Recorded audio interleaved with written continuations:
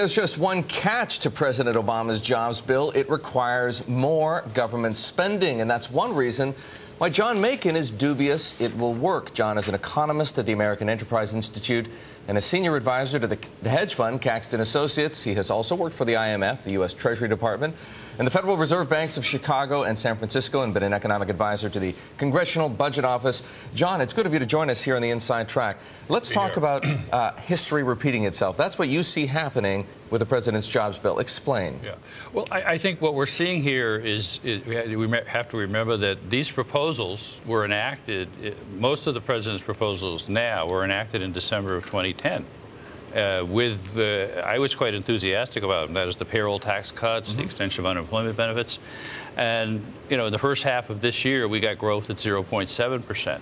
And the reason we're looking at it now is because they were temporary. They had to be temporary because of the deficit constraint. So if they run out at the end of the year, there's more fiscal drag, and everybody's afraid the economy will slow down. If we enact these proposals, we'll be in the same place at the end of 2013 with even bigger fiscal drag.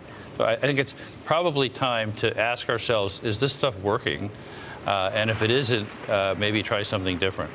What about the idea, John, that maybe rich people can pay a little bit more? We've heard that from Warren Buffett, and it seems as if some of these loopholes and the carried interest, I mean, they clearly favor, as we just said, upper income tax earners. Does that make the system more fair?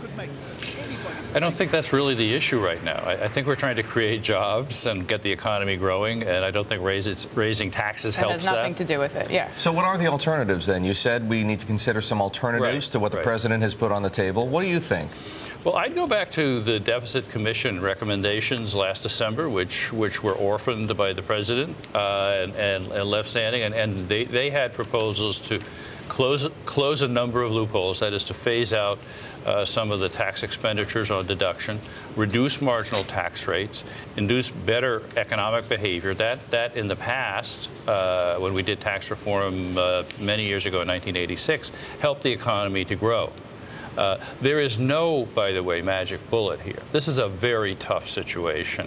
But I just don't think repeating things that have not worked in the past is really what's up now. Because if you do it again and it doesn't work, what you do know is you'll have a bigger deficit at the end of the year. So I have a question. A fairer tax code is effectively what you're arguing for. Yes.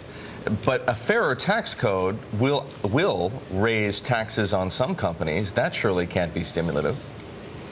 A fair tax code, actually, you know, it's... I mean, eliminating loopholes means some companies will pay more.